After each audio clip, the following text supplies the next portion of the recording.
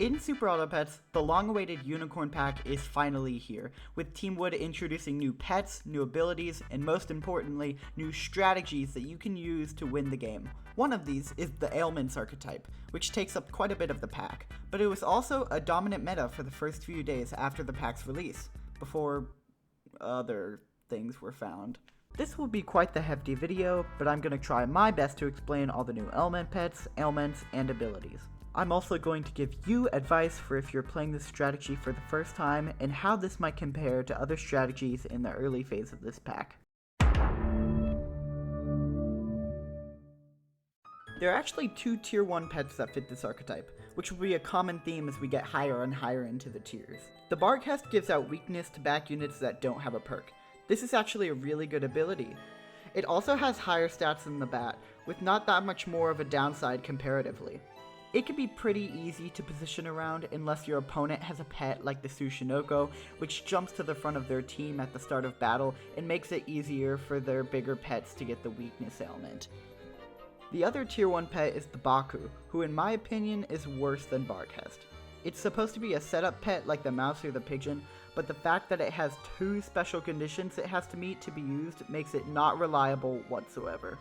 The first tier 2 on our list is the Frost Wolf, which on feint can give the first 1 to 3 enemy pets the new cold ailment, which makes the enemies take 5 additional damage one time before the ailment goes away. This is a pretty good ability, which is best paired with pets I'll talk about later on. The fact that this happens on feint is also more helpful than the start of battle, because it can affect tokens or pets that spawn in later on, like the treacherous Chimera. Mothman is the second and again worst tier 2, being a poor sniping unit that needs to meet a condition to work. It can be alright if you already have either the Parghest or the Frostwolf. There are 2 more ailment related pets on tier 3. I don't think either of them really work with the standard ailments team, but I still feel like I should include them anyways. The Mandrake is another pet that adds a new ailment to the game. The Dazed ailment completely stops abilities in their tracks. You do have to level it up to level 3 to make it useful enough to stop stuff like the Chimera, but the bad part is that it doesn't scale on how much Dazed is going out, but the max tier it can affect. The Brain Cramp gains melon and attack when it jumps to the front of a team in battle. I think this was the target to the Baku, but this pet isn't that great either, and fits in more so with the jumping archetype than the ailments archetype. Who could have guessed it? Another 2 in tier 4. The Vampire Bat is the most important pet to this archetype in my opinion.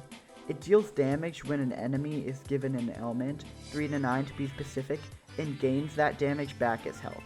This can obviously pair well with both the Barghest, Frostwolf, and other pets that give damage increasing ailments, such as the next pet, the Visitor. This pet is like the Frostwolf, but the ailment it gives is called Exposed, which doubles damage, twice. This pet is good, but it affects your team as well. That's okay though, because the first tier 5 I'm going to talk about is the Unicorn. The Unicorn can give friendly pets that give ailments permanent health. This can be used with the Brain Cramp instead of the Baku, but is generally used with the Visitor to scale your team. The other tier 5 I'm going to talk about is the Red Dragon.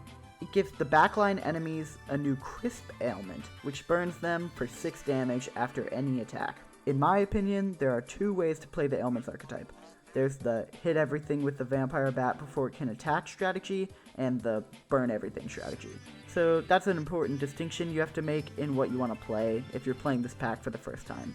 The Red Dragon fits in more with the burn everything strategy. I mean, of course it does, it's a dragon. But the second pet that I'm going to talk about that does is the Phoenix, which is a tier 6. The Phoenix burns random friendly and enemy pets and spawns in a baby Phoenix on feint. This pet is not really worth the risk of leveling up past 2, but it can pair well with the aforementioned Unicorn so you don't have to take the burn damage. The final pet I'll be talking about, which unites the 2 ways to play, is the Manticore. The Manticore makes enemy ailments 2 times, 3 times, or 4 times worse. You could say that it's an opposite Panther in a way. This pet can be used to make bulky pets take either huge burn or snipe damage. The one honorable mention of this list is the Bad Dog. The Bad Dog's Pandora's Box toy gives you and the enemy's team's pets random ailments and perks. I don't really use this pet because the toy is not very reliable, just a decent buy if you have 3 gold and an empty slot. I think both types of this strategy do pretty good against XP based archetype teams, because the snipes or burns are able to kill most enemy pets before they actually ever cause a problem.